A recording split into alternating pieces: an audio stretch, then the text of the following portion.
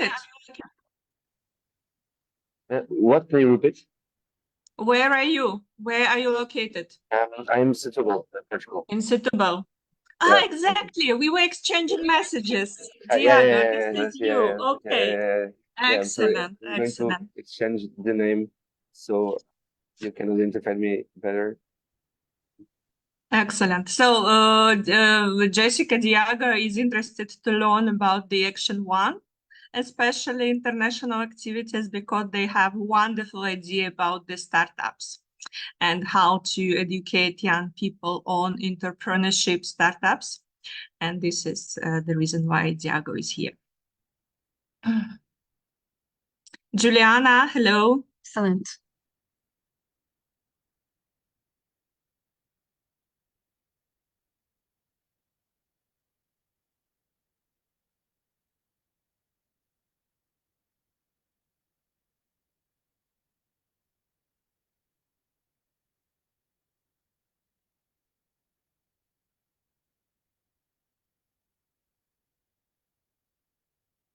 Juliana, can you hear us?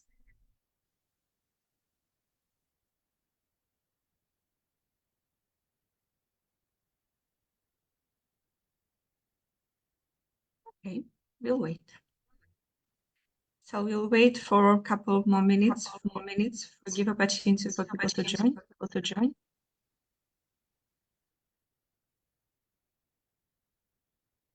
Marius, I have no idea what I did with my sound, but I hear the echo. Very strong echo of my sound. Do you know what I can do?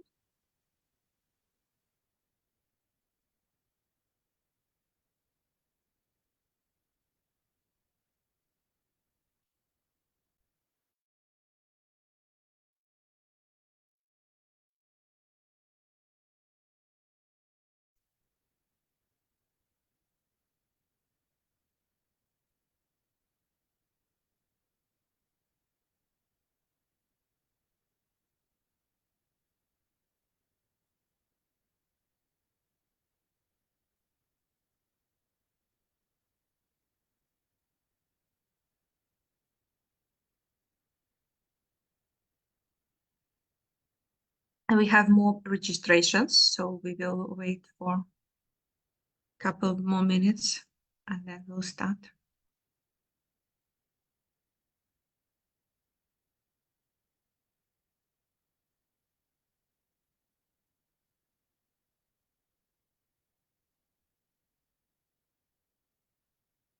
So I'm checking now this sound and the echo disappeared. Marius, thank you so much. Yeah, I don't know, maybe you fixed it or Andy.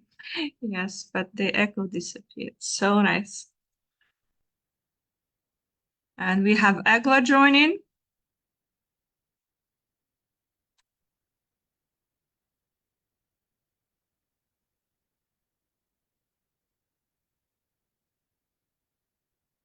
Hello, Agla.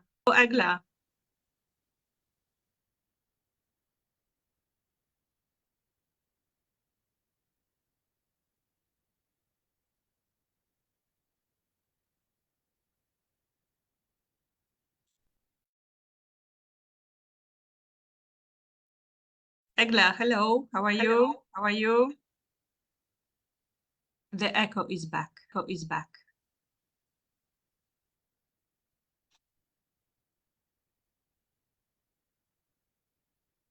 Agla, can you hear us?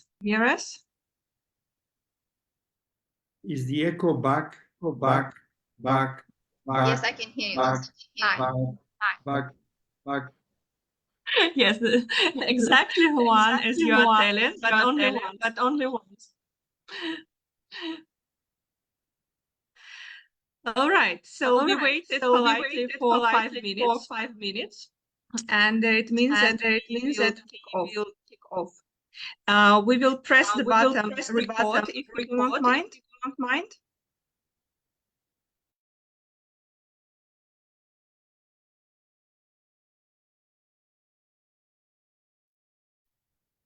We will press the button record, then we will start.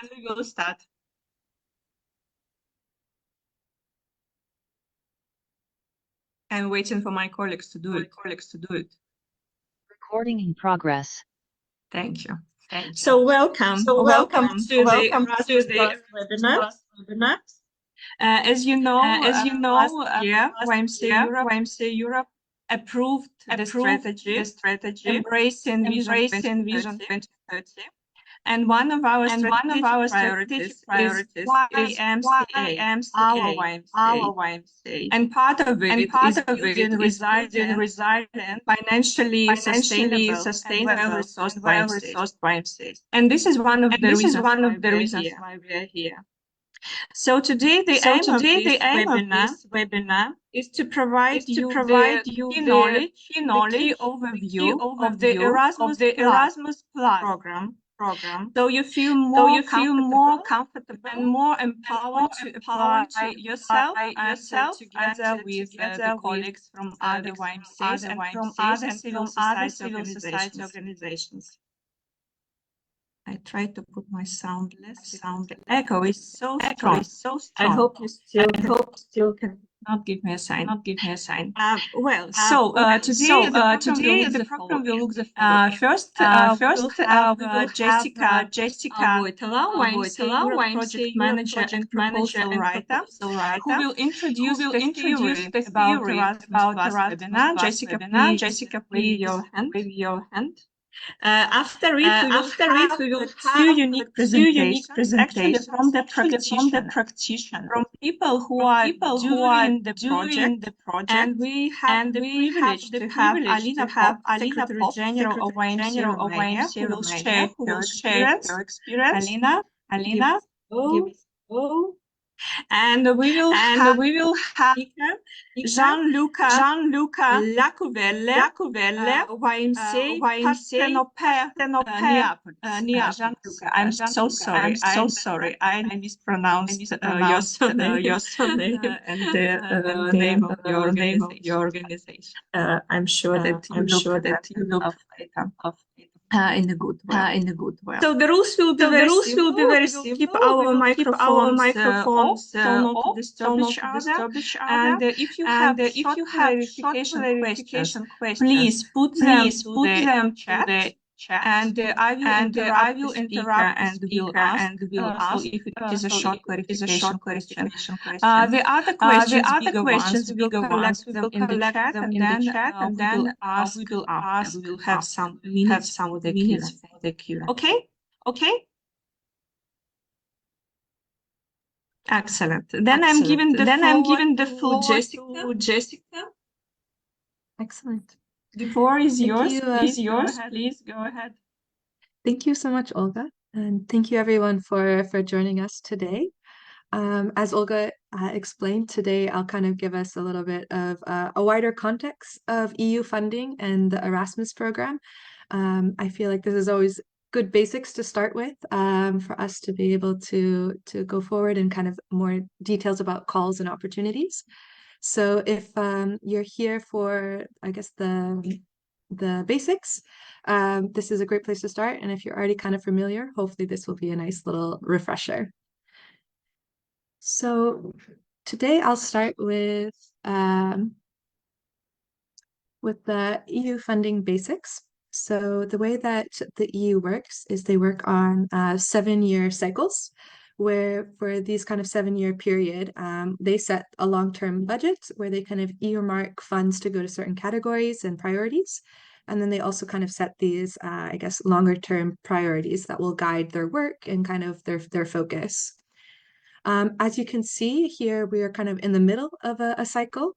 So this current cycle will last until 2027. So the image that you see here on the screen just shows a little bit the overall budget that they have. So normally the 7-year budget is what they call the MFF, the multi-annual framework, financial framework. And in this cycle, it's a little bit unique. They have a kind of a special funding program, which is called the Next Generation EU, which was kind of the recovery package after COVID-19. I won't go too much into detail, but I just wanted to mention it. So if you're hearing kind of next generation, you kind of understand where that's coming from and that it's a little bit of a special instrument this cycle. Generally, their kind of priorities are in these areas for the EU. Here you'll hear a lot about what they call the twin transitions, which is in green, the green transition, and with digital transformation. They also have priorities to make sure that Europe is a strong economy and that everyone has skills to participate in it, as well as kind of social inclusion, spreading European values, and cultivating this European identity, along with, you know, some of the other things with defense and kind of Europe in the global world. So generally, kind of then how does funding work? How does funding get to us and youth organizations in the sector and around? And how does the EU actually put kind of their priorities into action? So generally, the structure that we have with the EU is they have their priorities, like I showed you on the previous slide. And they take these priorities and they turn them into EU policies, which I kind of call like their roadmap of how they'll implement it. So they have a variety of policies and strategies in different areas. And these policies then get turned into programs, which is where the budget kind of gets made into. And within these programs, they create specific call for proposals or call for projects. So yeah, generally these calls are annual, or they'll be periodic, so maybe like every 2 years in the funding cycle, and there'll be very specific actions that fulfill a part of the program and then the policy. So usually they'll have specifics about the duration, what type of activities are allowed, who should participate, what type of outcomes that they're looking for. And like I said, they will kind of be within this like larger program structure. So usually there'll be kind of different areas within that program that they focus on to achieve the priorities. And so most relevant for us is how we access this kind of grant funding of these calls is through project applications and eventual project implementation. And so at the European level, these projects are usually kind of solving a European problem or addressing a European priority. So they need to have this European dimension and this transnational cross-border elements to it. Yeah, they're grants, and usually they kind of are transnational consortiums, so working in partnership with other organizations from different member states. So today, that's kind of, I guess, the basic structure of EU funding. Today, we'll really be digging into a specific program called, as you all know, the Erasmus Plus program, and we'll be highlighting some opportunities within that for specifically youth organizations in the youth sector. So what is the Erasmus program? It is the EU's kind of flagship program around youth and around education and training.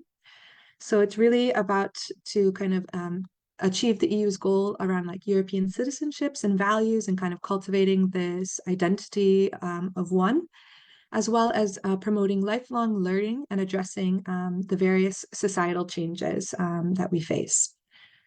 Oftentimes, the program really aims to build an inclusive, open, and interconnected Europe. So really trying to break down some of these barriers and create opportunities across the continent.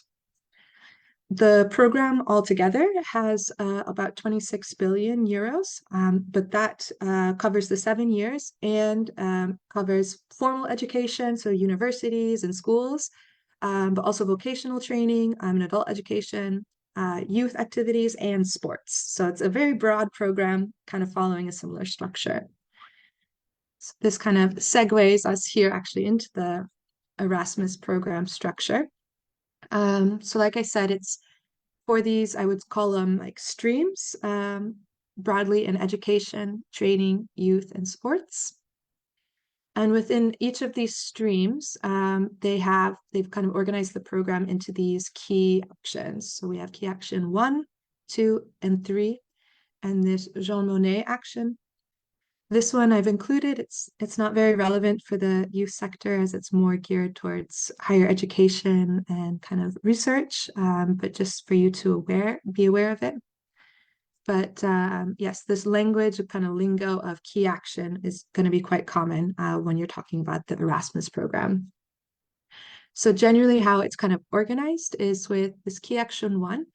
The activities within this and the funding calls will be around mobility and kind of youth exchange and learning.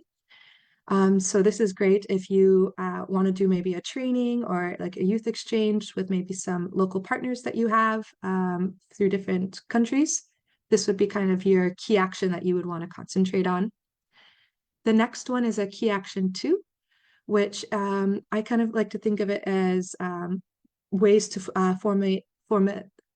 ways to form more networks and partnerships with other organizations.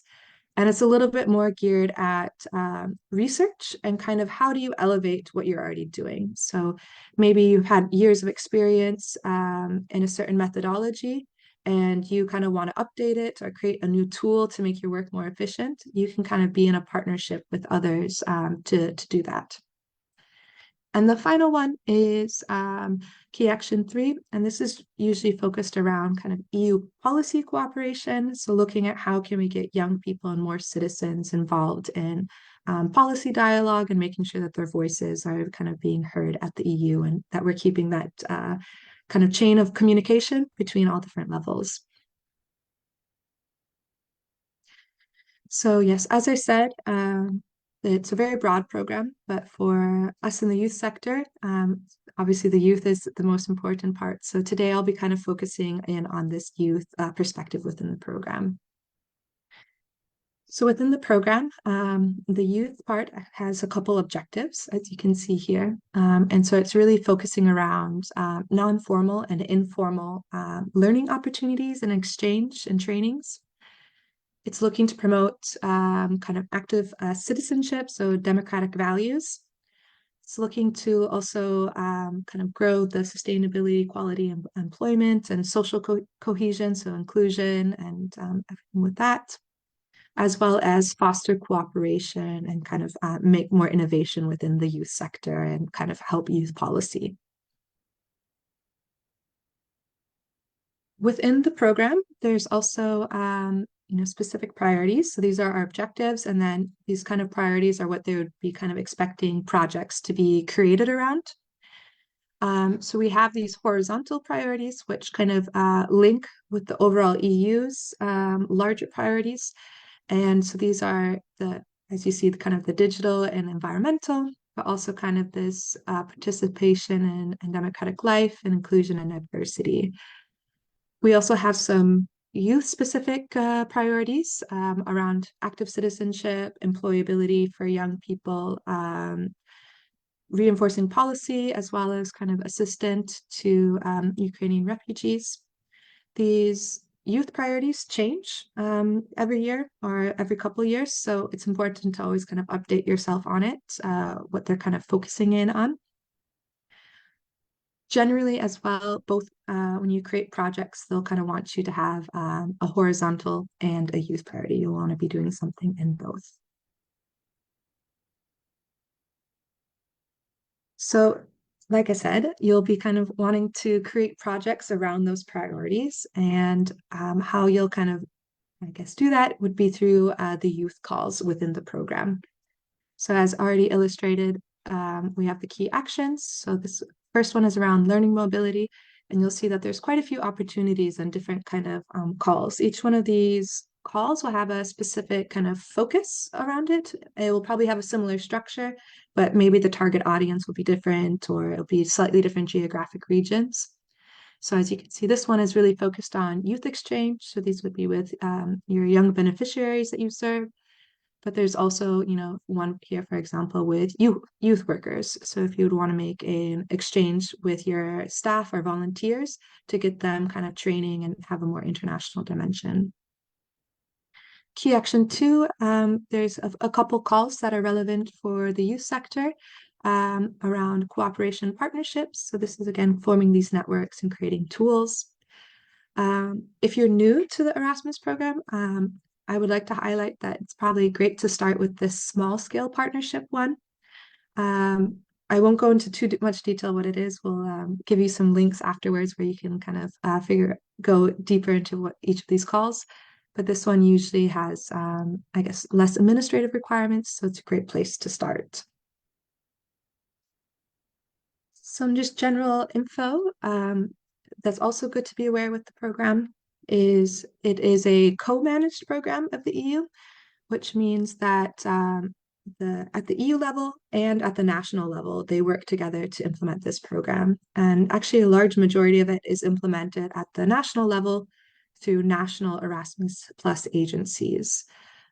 So as you can see with Key Action 1, you'll want to apply with your national agency, and they have some deadlines. One in February, one in October, and then oftentimes they are introducing this third one in May, but you need to check specifically with your national agency.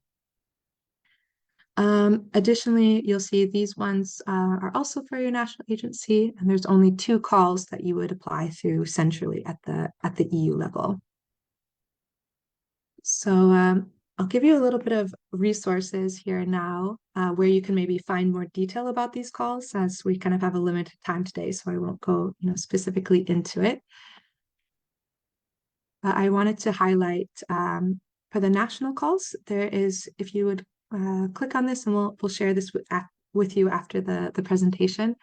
There's a link to a database where they share all of their opportunities. So you'll come to a page like this, and what you would do is you most likely want to filter for the youth organizations.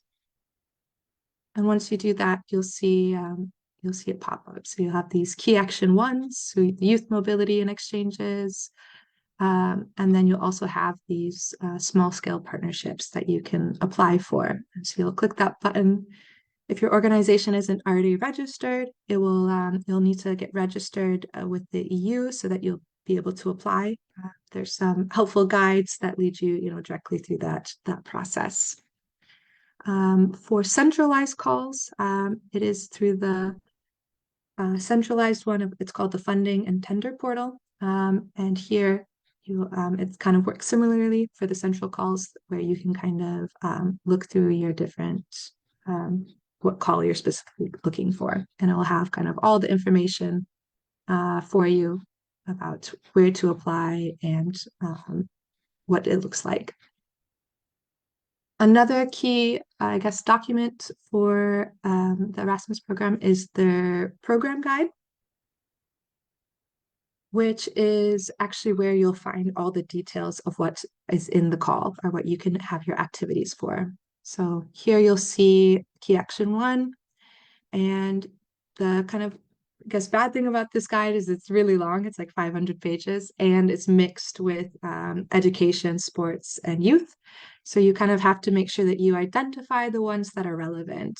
So as you see here, we have the mobility for young people youth exchange would be on this 151.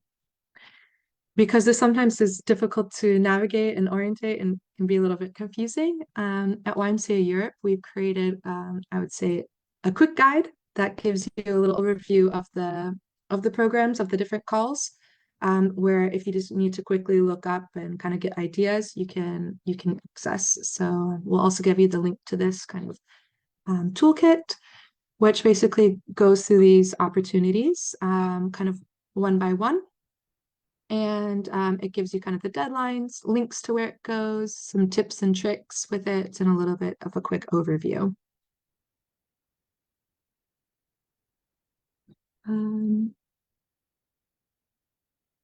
So those are some resources. Like I said, in the presentation, you'll have links for them afterwards.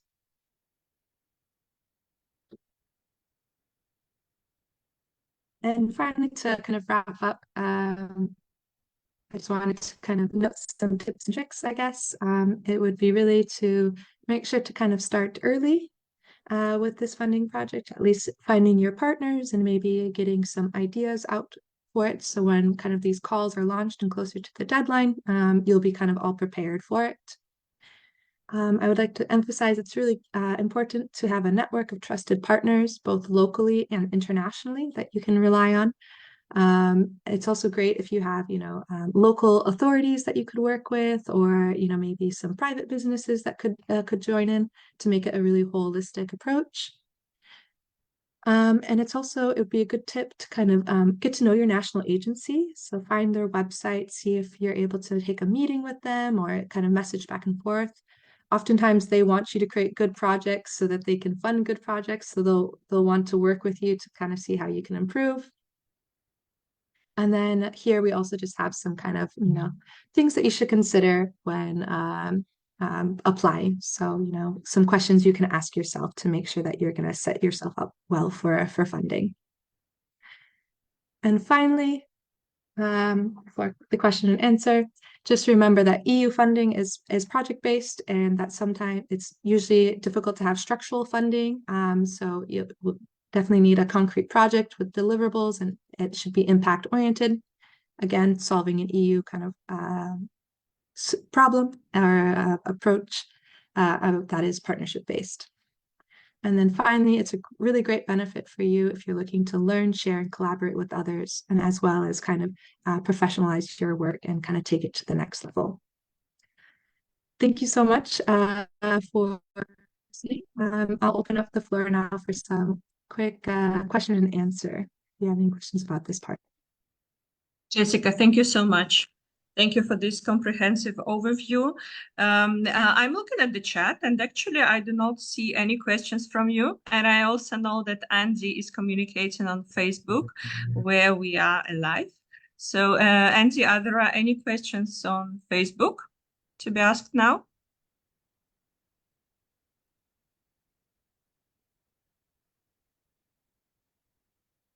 If not, give me a sign, Andy. No. Okay, so if not, then I would suggest we continue, because we actually have exciting 2 presentations ahead of us, and then you can accumulate your questions and ask to all people. And I'm happy to introduce once again Gianluca Iacuvelle. The floor is yours. Hello, good morning, and thank you for this opportunity. I'm here from Napoli, from Italy, and here you can see also the youth exchange that I'm going to talk about. And we are really proud that being chosen as a good. So the youth exchange is called and was called the Sounds and Voices of the Echo. Actually, we applied 1 year ago, and it was implemented last October, so 3 months ago. From the pictures, you can see that the focus was immigration and immigration. And the idea came after some voluntary work that we did in Italy many years ago. Actually, it was 2012. During the Libya war, there were a lot of refugees coming to Italy, and we hosted them in our premises. So little by little, I'm trying to work out what's happening with the echo, but not too much about it. We are trying to solve it, and we have no idea what's happening. Okay, I'll keep speaking slowly. So take some time, and I'll continue. All right. So after the Libya war, many refugees came to Italy, and through a local consortium, we hosted them for many months. But our young people and volunteers didn't know so much about the whole phenomenon. So we decided to cooperate with the other associations in Europe, and we invited them to cooperate on a youth exchange. Okay, now the echo is gone, right? Great. So I can continue normally. And basically, we contacted many associations in Europe that were working also in the same field, and we got some responses. I remember from Berlin, from a Palestinian and Syrian association, even before the Syrian war. Then even the Syrian war broke out, but they accepted our partnership. And then we also were contacted by other people from Portugal. They were working with Angola and Venezuela, from Spain, in Malaga, with the Moroccan community, with the Macedonia. They were on the Balkan routes with the Red Cross.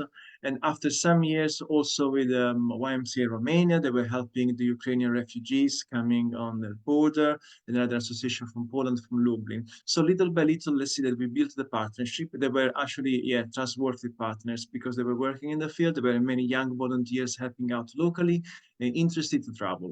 I have to say that one of the beauties of the Erasmus Plus program is that it's funded. So also young people, they can travel, they're reimbursed, they travel for free, they're hosted for free, so then they don't have to spend much on these programs.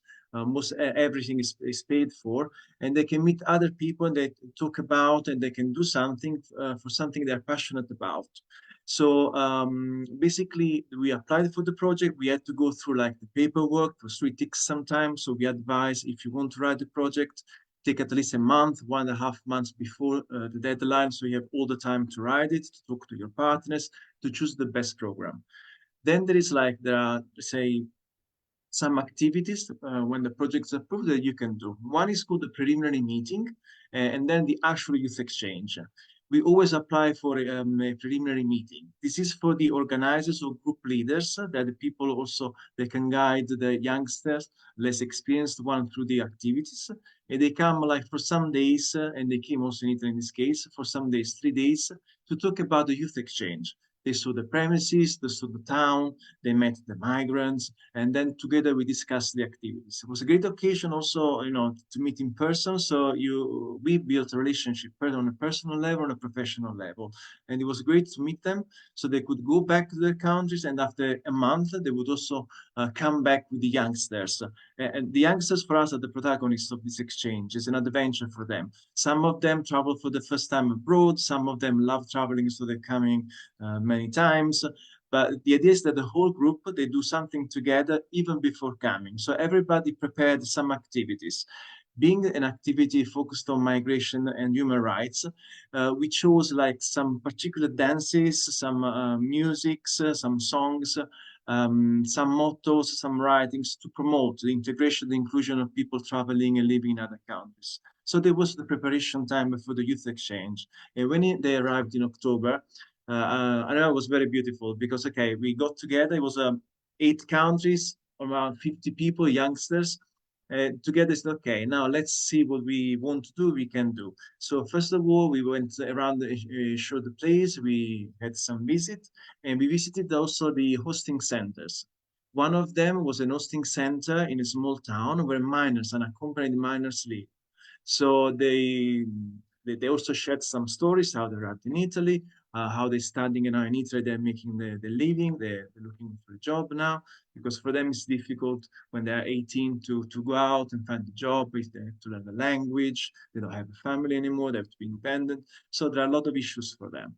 And I remember when we went to this small town, we also explained that this small town, they organize every year a festival, a hot air balloon festival, which is something very particular in this area near Napoli.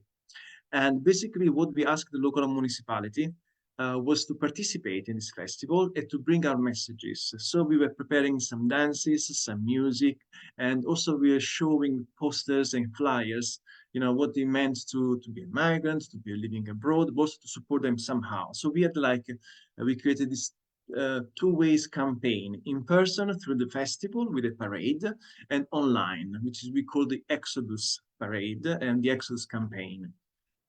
So we lived together. Again, we studied also for the young people, with the young people, the human rights. We chose the most relevant ones and we promoted them. We had the workshops of dance, of music, of photography, of media making, and we prepared these messages and these dances and performances. So all together from all countries, we chose what to do during those 10 days together. And then the last 3 days, we went to the festival. The first day we met children from the schools when they were interested in the montgolfiers, the hot air balloons, and we had some games with them, and we talked about also the unaccompanied minors in their town.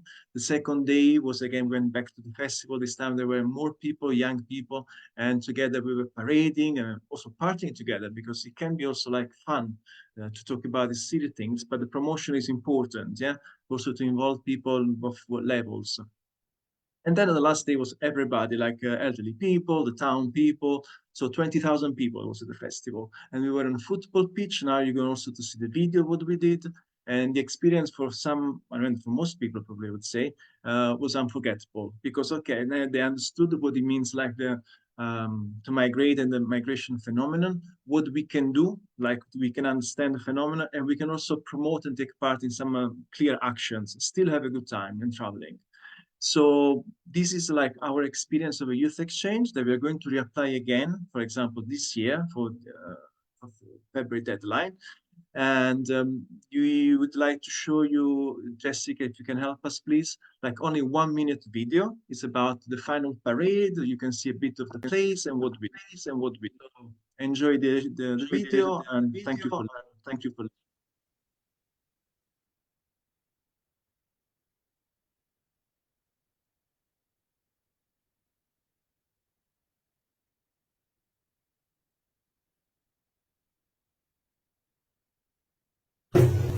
Jessica, no video, we see your screen. Start again.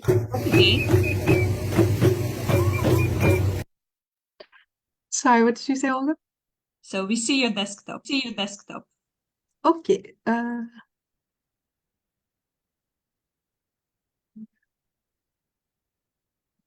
you able to see it now? Yes. Sorry.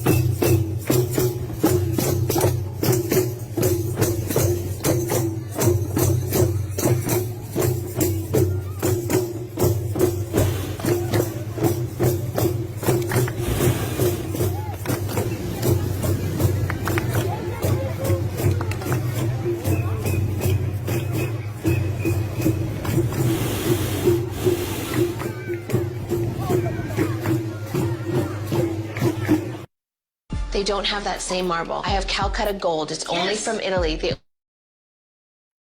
Thank you. Thank you so much, Gianluca. I do not see any questions in the chat, but I will ask you a short one, if you allow me.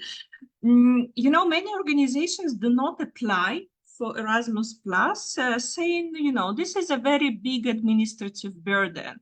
All this application, reports, and lists of participants, bills, etc., etc. Just if we take the scale from 1 to 10, where 1 is the lowest and 10 is the highest, how would you evaluate like how it was difficult in terms of administration, reports, and applications? I'd say it's not as difficult as Italian administration. So it's much easier and more transparent as well, I have to say. So I would say if Italian is 10, most difficult, it's like 6, 7. Yeah. So it's less, of course, we have to report, there is paperwork to do and so on, but it's much easier and thinner in a way. So yeah, I don't know, depends on the local countries where you're applying. But I think it's easier. And also the national agencies are supportive. You can call them, you can write them a mail, they will reply to you, they always reply to you. Sometimes it's some days, but it's normal, I suppose. And also on the way back, they're there to clarify. So also paperwork is part of the game, but not overwhelming at all. Yeah, thank you. Great to hear this. So 6, 7, nice. Sounds motivating. All right, so I'm happy then to pass the floor to Alina Pop, Secretary General of YMCA Romania, who will share experience on the key action 2, which is probably, Alina, you would give a different scale from 1 to 10, higher or lower? Hello, everybody. Good to see you. Thank you for the invitation. And thank you, Gianluca, for this great presentation. And just allow me to say that we are collaborating with the YMCA Parthenope for more than 10 years in different youth exchanges and trainings for youth workers, and as an organization has a great value to be part of this because of the knowledge and the motivation and the inspiration and the network that the young people are creating and bringing back in the organization. So for the last 2.5 years, for 28 months actually, YMCA Romania led a consortium of 5 partners together in a strategic partnership for youth project. So it's a key to action project that was called Always On for Youth, which had the main priority innovative practices in digital era. Of course, every project starts from a need and from a strategical direction of the organization. We as YMCA Romania, we were very involved, and we are very involved in everything that it's happening in Romania related with youth work, with quality standards, with how we work, and providing the youth workers the recognition and also real tools to work and reach out to all young people, not only those from the towns, not only typical youth, but from the vulnerable backgrounds, from the rural communities, from the minorities, from the refugees, so on and so forth.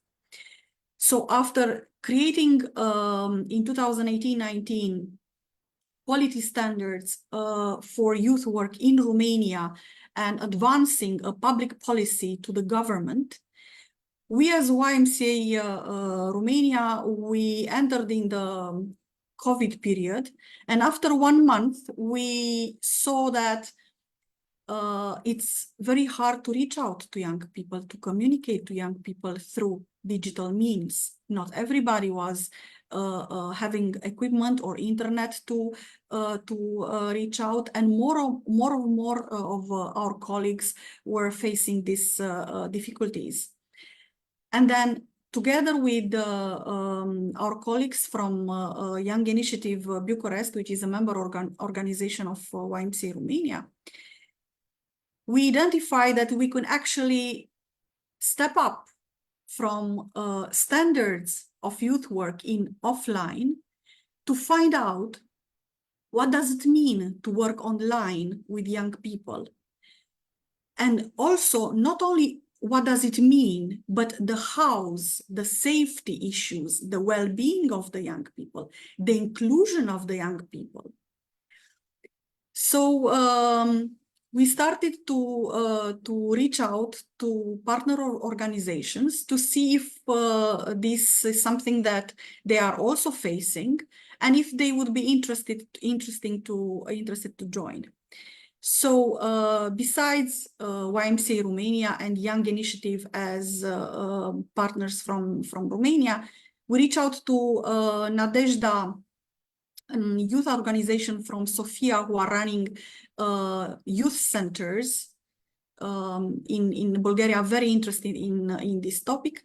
And then we reached out to 2 umbrella organizations at European and international level, one being YMCA Europe, and the second being the International Committee for Coordinating Voluntary Services, CCIVS, with their headquarters in Paris, but having more than 180 organizations all around the world under their umbrella who are doing voluntary service. So together we set the priorities and set the direction. What do we want? We have our experiences, how we can leverage that experience that we have in youth work and working with young people and reaching out to young people, but also what can be done in online.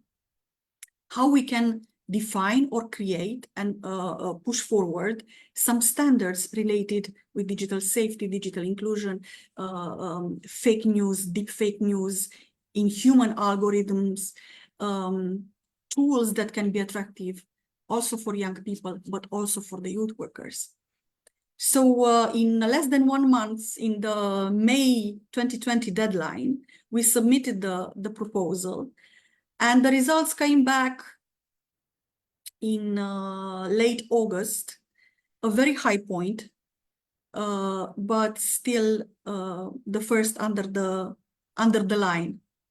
We didn't got discouraged because the feedback that the evaluators provided were very, very useful. And we reapplied in October deadline. And this is something that we encourage for those who want to pursue this journey, not to be discouraged, to use the feedback to improve your application, to see different directions and different opportunities that the feedbacks are offering in order to improve the application and get successful. And of course, the project was, the application was successful. So in 2021, in April, we embarked in a 28-month journey. What we wanted to find out at European level how those components, what does it mean, digital youth work with digital means, or everything to happen in the online? How can how we can be aware of the well-being, of the safety, we as youth workers, but also the young people. So in this project, we created 3 main intellectual outputs. First being a research. We interviewed youth workers, young people, and also we had a public questionnaire. And more than 450 people responded all over Europe. And we put together a research which is very comprehensive, related with digital youth work and the aspects. And more than that, we advanced some policy proposals to the organizations, to the business area, the IT companies, the tech companies that are creating different applications for young people, and of course also to the policymakers. And this research can be used as a basis, as a platform for many, many projects. If you think that you want to go in these directions, the findings are very important related with this topic of digital youth work, safety, well-being, inclusion. Then we created, from the research, but also from the platforms that we created at European level with more than 160 youth workers, we found out that there is a need for tools, creative tools, innovative tools, how we can work, what kind of standards, what kind of strategy the organization can implement in order to work in a safe, inclusive way, and also to be very intentional about the well-being of the own staff and also the well-being of those whom we work with, the young people. So we created the first massive online MOOC course with different modules related with these topics, and also related with a strategy that the organization can create intentionally related with the digitalization of the organization and also programmatic approach. And on top of that, we made a step further, and we created a set of gamification tools that tackle subjects from online bullying to strategy to how we include in the online the young people coming from vulnerable backgrounds and creating solidarity and empathy towards them. But also how we tackle the mental health effects and issues related with working in a digital environment. So there were many, many activities, too many, in the 28 month. This is something that when you write an application, you also need to be aware. And also the fact that the project was quite long. Many organizations had different priorities during this period, and the team needed to be focused, motivated, and determined to keep on going. We involved many of the staff from our organizations and also from other organizations and from Europe through the network in order to give inputs in the design thinking, in the feedback, testing the tools, and incorporating all the feedback in the final results. Also, these kind of projects can be used as a great tool to leverage the position of your organization in advocating for some priorities that you have in your country. For example, in 2022, the Youth of Law in Romania was rediscussed in the parliament, and we advanced some amendments, and actually now in the law of youth in Romania, we have inserted the concept of digital well-being and digital safety of the young people. Of course, that needs to be more detailed in other internal bylaws, but at least we raised awareness, and decision makers were ready to understand that we need to have a focus also in this direction. The dissemination, as Gianluca was saying before, and how we communicate around a project like this is very important. We as a YMCA, we have a huge advantage. We have our seat in Brussels. The YMCA Europe has a seat in Brussels.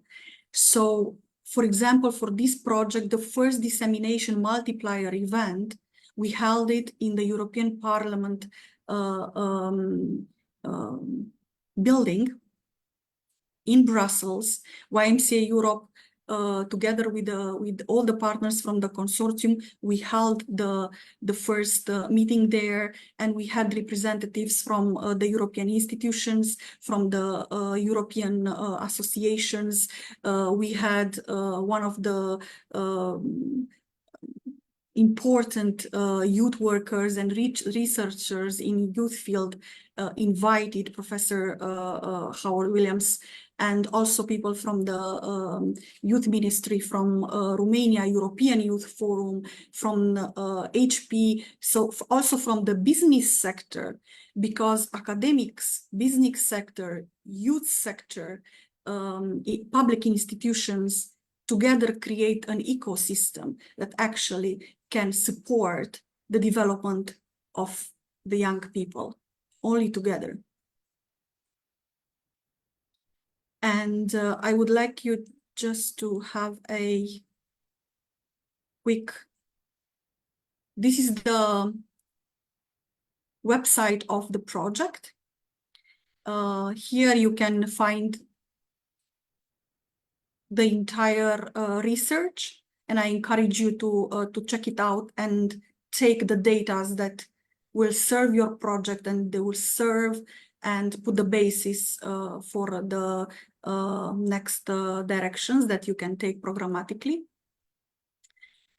Also, the MOOC course. Here, these are the modules.